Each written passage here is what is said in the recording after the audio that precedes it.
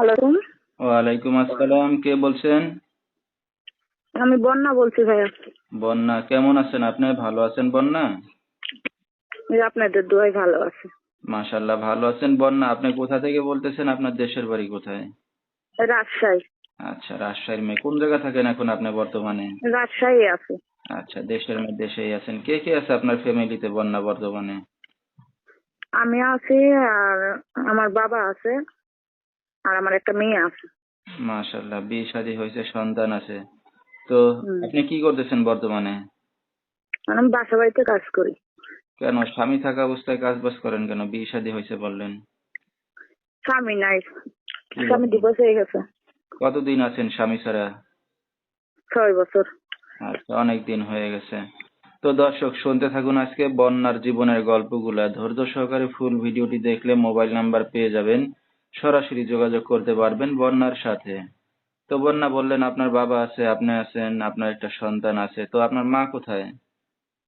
আমার মা মারা গেছে ছোট থেকে। আমার বাবা আর একটা বিয়ে করেছে, আচ্ছা আচ্ছা। দেখাশোনা করে না, খোঁজ খবর নেয় না। আচ্ছা আচ্ছা, মানে আপনার মা ছোটবেলায় মারা গেছে না? হুম। আচ্ছা। তো বন্যা, আপনি এখন কার কাছে আছেন? এখন আমি একাই বাসা ভাড়া নিয়ে থাকি, বাবা দেখাশোনা করে না। আচ্ছা, বাবার সাথে কোনো যোগাযোগ আছে?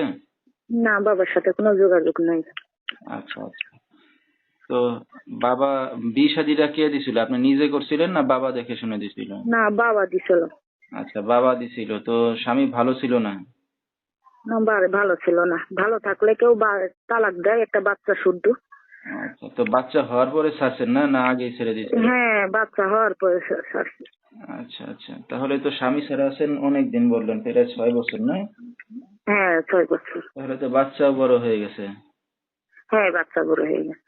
আচ্ছা, তো আপনার বাবার সাথে কোনো যোগাযোগ নাই? তো বিয়ের সময় বিয়ে দিতে, তো এরপর আর কোনো যোগাযোগ নেই, একটা একটা কথা বললেন। সৎ সৎ মা খোঁজ খবর নিতে দেয় না, কয় ওর সাথে খোঁজ খবর নিলে আমি তোর ভাত খাবো না। আচ্ছা আচ্ছা, মানে সৎমার ষড়যন্ত্রে আপনার দিকে এখন টানতে পারে না। না না। তো আপনি এই যে ছোট বাচ্চাকে নিয়ে এখন নিজের কাজ বাজ করে চলতেছেন, তো আত্মীয় স্বজন কেউ নাই দেখার মতো আপনাকে? না, আত্মীয় স্বজন নেই। বাপেই যদি না দেখে, আত্মীয় স্বজন দেখে বলেন? আচ্ছা আচ্ছা। তো স্বামীর সাথে এই যে মানে একটা ছাড়াছাড়ি হয়ে গেল, তো স্বামীকে বুঝাইতে পারলেন না, বা আদর ভালোবাসা দিয়ে তাকে সারা জীবন রাখতে পারলেন অনেক পাশে? অনেক চেষ্টা করেছি, হয়নি। আচ্ছা, কপাল দোষে এখন স্বামীকেও হারাইছেন। তো হুম। এখন একটা মেয়ে মানুষ হয়ে সারা জীবনের জন্য জন্ম নিছেন, তো সারা জীবন কি এখন একাই থাকবেন? ভবিষ্যতে কি চিন্তা ভাবনা আছে, বা একটা ভবিষ্যতে বিয়ে শাদী বসার চিন্তা ভাবনা আছে, যে আমার বাচ্চার দায়িত্বটা নিতে পারবে নিজের সন্তানের মতন করে। আচ্ছা, তো সেরকম আপনি, হলে বিয়ে শাদী বসার জন্য। তো আপনার তো একটা বাচ্চা আছে, তো বিয়ে শাদী হয়েছে, তো কেমন পুরুষ চাচ্ছেন এখন বিয়ে শাদী করতে? পুরুষ যেরকমই হোক, মন প্রাণ ভালো থাকতে হবে, ব্যবহার আচার ভালো থাকতে হবে, যে জন্য নিজের সন্তানের মতন আমার বাচ্চাটাকে দায়িত্ব নিতে পারবে। তার পাশে আমি থাকবো, আমার পাশে সে থাকবে সারা জীবনের জন্য। তো দেখা যাচ্ছে আপনার তো বিয়ে শাদী হয়েছে, এখন ধরেন কোনো পুরুষের বউ মারা গেছে বা বউ ফেলে চলে গেছে, তার সন্তান আদি আছে, এমন কেউ যদি মানে আপনাকে হ্যাঁ, করব। দায়িত্ব নিয়ে করতে চায়, রাজি হবেন? হ্যাঁ হ্যাঁ, করব। আচ্ছা, ঠিক আছে। তো আপনার সাথে এখন দর্শক ভাইরা কিভাবে যোগাযোগ করবে? এই যে এই মোবাইল নাম্বার দিয়ে যোগাযোগ করবে। আচ্ছা, এই নাম্বারে কি ইমো আছে না শুধু বাটন মোবাইল? না, বাটন ফোনে মনে। আচ্ছা, ঠিক আছে। তো নাম্বারটা আপনি বলতে পারবেন বন্যা? আপনি বলে দেন নাম্বারটা। আচ্ছা, তো দর্শক আমরা শুনতেছিলাম বন্যার জীবনের গল্পগুলো। আসলে কথায় আছে যে মা মারা গেলে বাবা হয়ে যায় তালই। তো যেহেতু ছোটবেলা থেকে কষ্ট করতে করতে বড় হয়েছে, বিয়ের পরেও এখন স্বামীকে হারিয়ে কষ্ট করতেছে।